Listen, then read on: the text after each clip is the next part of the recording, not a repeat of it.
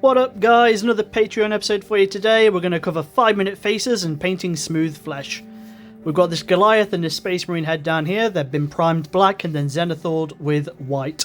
Both colours from Colourforge, they're matte black and they're white. As you can see, the underside of the Goliath's nice and dark from that initial black. The head's less so, but that's fine because we're going to cover these separately. I'll be using exclusively my orange brushes for this video. If you've not seen them, check them out. Unrelenting in capital letters for a discount code for 10% off in August. Warrior Skin Speed Paint, we're going to use this all over the Goliath's flesh. So, no thinning, on a palette, straight onto the model using our brush. We're going to cover all that flesh area with this paint. After that, you're done. Nah, I'm just joking. So, there's nothing wrong with using these in contrast to complete these areas of the model. They think they're great. I think the Army Painter Speed Paints are nicer than the contrast paints. The finish is infinitely smoother. The gradients are a lot nicer. You don't get anywhere near as much tea staining. So if I had to pick one, I would go for the Armor Painter Speed Paints. I've got Warrior Flesh, Crusader Flesh, or Skin, whichever one they're called. If you've not got those, pick them up. They are fantastic. So here it is all dried. You see it's a little bit stainy, but by the time we've got the other colours on there, that's not going to matter. Now we're going to smooth those areas out with some tan flesh from Pro Acryl.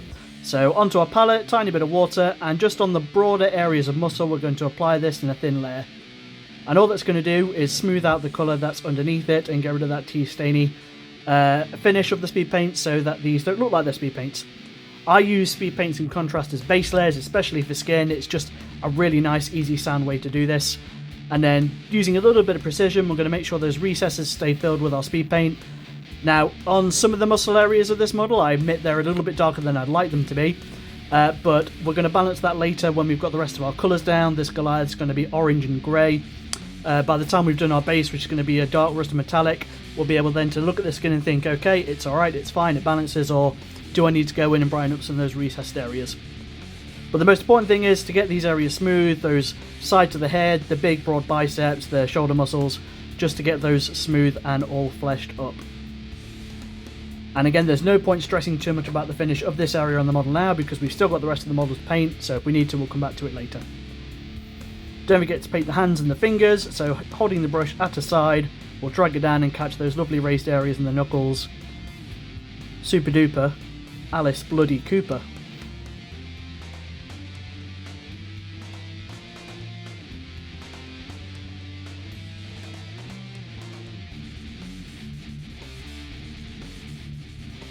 Here we are, that's the majority of the flesh done. You can add a few highlights at this stage if you want.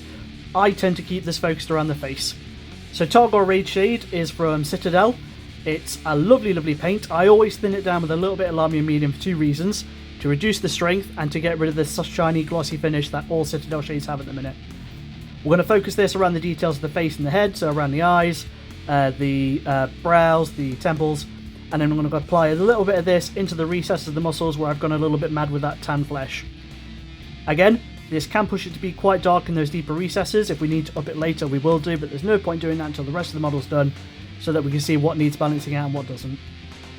So again, thinned with a little bit of Lamium Medium, we're just going to run this into the recesses of the muscles, ensuring we do the face. That's the most important bit.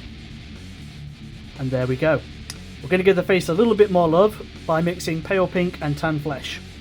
Now it's 1 part pale flesh to 3 parts tan flesh. You can vary this as you want to for a stronger highlight. I'd rather start small and work my way up so we don't get that big, bold, stark jump in colour.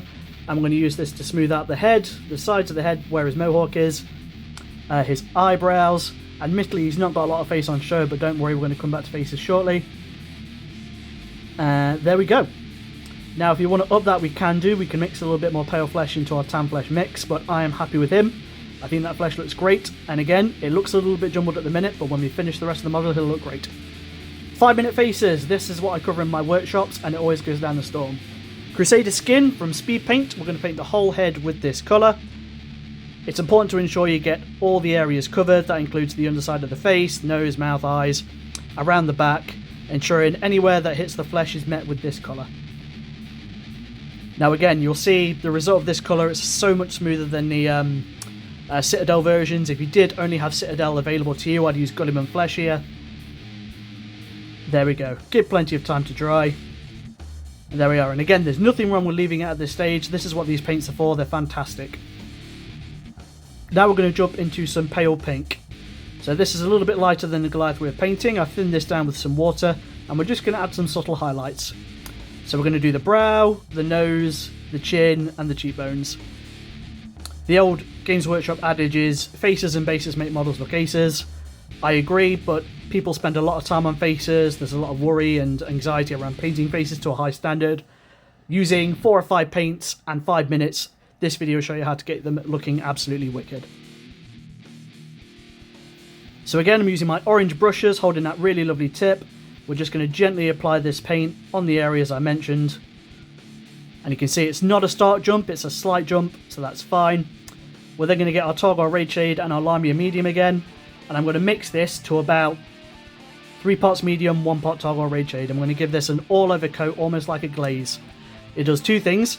It blends those highlights together using the nice kind of warm purpley red hue of the shade.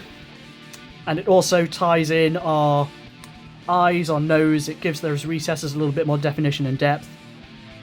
So we're just going to apply this all over in a really thin amount. We don't want it in big gloppy poorly messes. There we go. Right, then we're going to jump back in with some highlights, and we're going to be a little bit braver now. We're going to apply some chunkier highlights of pure pale flesh. Now you can already see the massive jump between that colour and what's beneath it. Don't worry, it'll be reet. I was worried at this stage myself, but there's always a way we can bring it back.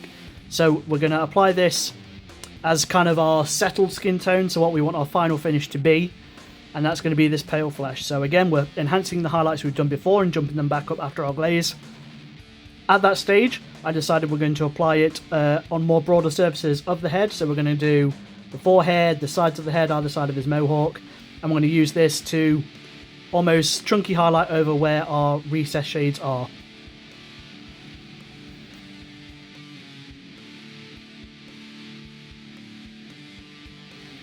So we're going to have our definition and our depth around the cheekbones, the lips, underside of the eyes, underside of the nose. We're going to leave a little bit of recess in between the flesh that you can see here, in between the mohawk, the bits of where his helmet sits. Again, chunky highlights using this as really, really thin down. It's almost 3 parts water to 1 part paint. But these Pro Acryl paints are so pigmented and so smooth, they go on absolutely beautifully. So as you can see here, you can see where I'm not applying this and leaving those darker recesses showing. Have a quick look. We're going to do around the chin and down the side of his head here. Ensuring we leave some of those recesses where we can't see them. Being precise here around the cheekbones and the definition of his jaw. And again, ensuring we've got that nice, smooth, pale flesh colour where we need it. If you want to go in and smooth it out with another layer, you can do. But the point of this video is to use as few paints and as little paint as possible to get a really nice, effectively painted face. So there we go. Right, I'm happy with that built up pale flesh. We're then going to do another glaze of our Targar Lamia Medium mix. And you'll see instantly it goes into those recesses and punches that depth up. But what it also does is smooths our 2 blended layers together. So again, we're applying this in a healthy manner, not big, gloppy, poorly, messy horribleness. The Lamia Medium takes the gloss away from the finish of the shade, which is very important to me because I don't want a glossy face. And then we're going to leave that to dry. Here it is dried. Now, at this stage I wasn't sure if I needed to do some more work, so I decided to paint the rest of the head to see how it balances out. And here's the finish, and at that point I thought it looks absolutely wicked for the time we put in. There we go, a 5-minute face using 4 or 5 paints. There's a little bit of finesse, but a lot of it is just glazing and washes. Thanks for watching, guys. Don't forget to comment. See you in the Discord. Peace!